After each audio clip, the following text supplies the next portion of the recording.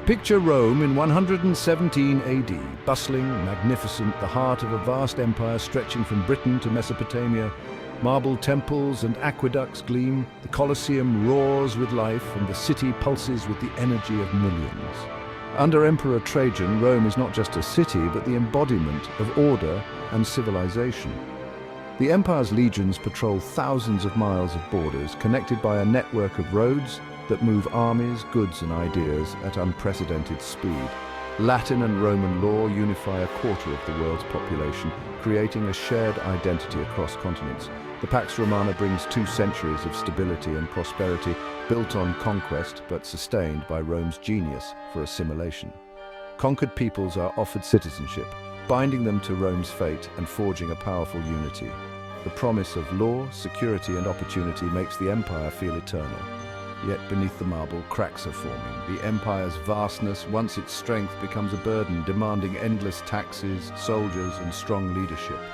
When these falter, the foundations begin to shake. Rome's fall is not a single catastrophe, but a slow unraveling. Decay from within, pressure from without. It's a warning echoed through history. By the 3rd century, Rome's long peace was over. Political chaos reigned.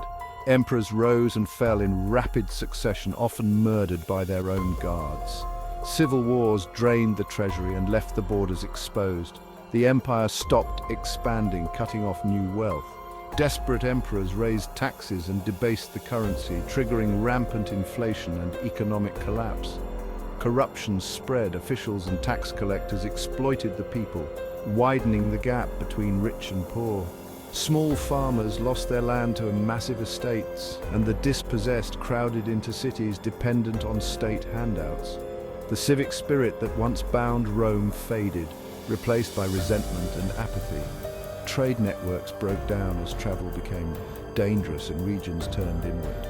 The economy fragmented, and the ties that held the empire together began to snap. The machinery of state was hollowed out, and the sense of shared purpose vanished. Rome's greatness was eroding from within.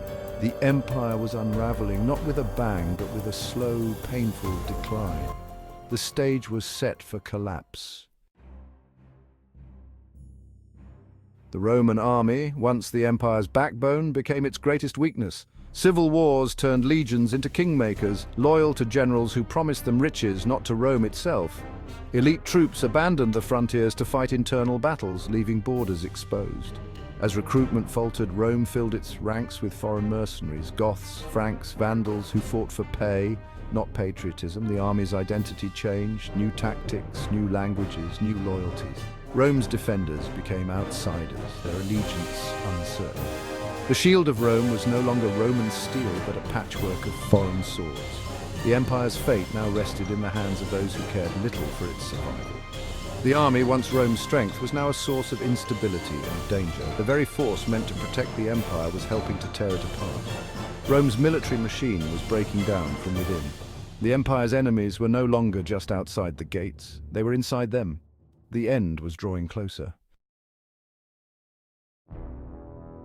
As Rome weakened, the world around it shifted dramatically. The migration period saw entire peoples, Goths, Vandals, Huns, pushed westward by war, climate and chaos. In 376 AD, the Goths, fleeing the Huns, begged to enter Roman territory as refugees. Corrupt officials abused them, sparking a violent rebellion. At Adrianople in 378, the Roman army was crushed and Emperor Valens killed. A shattering blow to Roman prestige. The myth of Roman invincibility was gone. The Goths became a permanent force inside the empire, forcing Rome to negotiate rather than conquer. Other tribes saw Rome's weakness and crossed its borders, not just to raid, but to settle and carve out kingdoms. The empire's frontiers were breached. The flood had begun. Rome could no longer keep the outsiders out. The world was changing, and Rome was losing control. The empire's borders dissolved as new powers rose within. The gates were open, and the old order was collapsing. Rome's world was being remade by forces it could no longer command.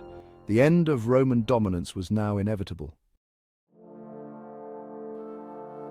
After Adrianople, the Goths, led by Alaric, became both Rome's enemies and uneasy allies. Alaric sought land and legitimacy for his people, but Roman leaders stalled and failed to compromise. In 410 AD, Alaric marched on Rome itself. The first time in 800 years the city faced a foreign invader. The imperial government, paralyzed in Ravenna, left Rome to its fate. The city was sacked for 3 days, treasures looted, confidence shattered.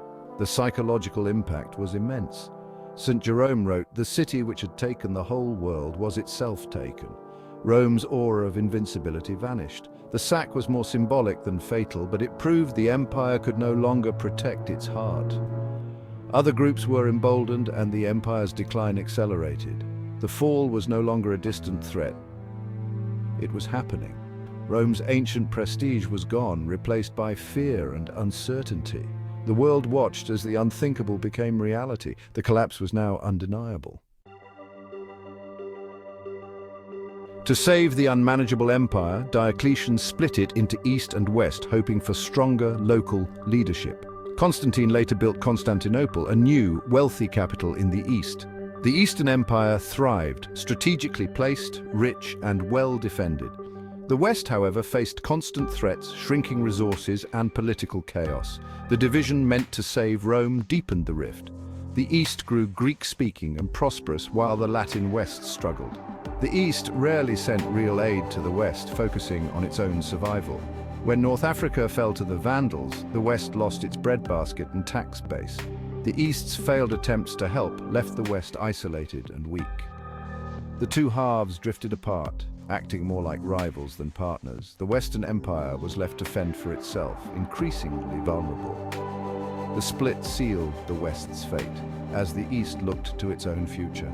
The Western Empire was on its own, and the end was near. By the mid-5th century, the Western Roman Empire was a shadow, real power held by barbarian generals, not emperors. The empire had shrunk. Britain, Gaul, Spain, and North Africa were lost to new kingdoms. In 475 AD, the general Orestes installed his teenage son, Romulus Augustulus, as emperor, a powerless figurehead. When Orestes refused land to his mercenaries, they rebelled, choosing Odoacer as their leader. In 476, Odoacer deposed Romulus Augustulus and sent the imperial regalia to Constantinople. No new emperor was named. The Western Empire was finished. There was no dramatic last stand, just a quiet transfer of power. Odoacer ruled Italy in name of the Eastern Emperor, but Rome's Western Empire was gone. The end came not with a bang, but with a bureaucratic gesture. 1,000 years of Roman rule ended almost unnoticed. The Western Empire simply ceased to exist. The ancient world had passed into history. Rome's fall was complete. The collapse of Roman authority plunged Europe into chaos and uncertainty. Roads crumbled, trade fractured, and cities shrank as people fled to the countryside. The skills of Roman engineering and administration faded, literacy plummeted, the unified legal system vanished, replaced by local, often brutal customs. Life became more local, violent, and insular, the dawn of the so-called Dark Ages. New kingdoms rose from the ruins, Franks, Visigoths, Anglo-Saxons, and others blending Roman and Germanic traditions. These were the seeds of modern Europe.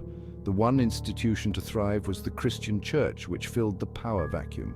The Pope became a unifying figure, and monasteries preserved learning and ancient texts.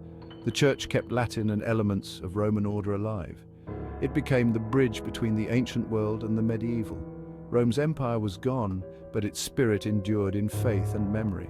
A new Europe was rising from the ashes. Though the Western Roman Empire fell, its legacy shapes our world. Romance languages, French, Spanish, Italian, descend from Latin. Even English is filled with Latin words. Roman ideas of law, government, and citizenship underpin modern societies. The concept of a republic, a senate, and legal rights all trace back to Rome. Roman symbols, like the eagle and fasces, still evoke power and justice. Our cities, architecture, and infrastructure echo Roman innovations, arches, domes, concrete, and road networks. The story of Rome is a lesson in ambition, power, and the fragility of greatness. Civilizations can fall, but ideas endure. Rome's commitment to law, engineering, and citizenship outlived the empire itself. The eternal city's spirit lives on in our words, laws, and buildings. Rome never truly died. It became the foundation of the world we know.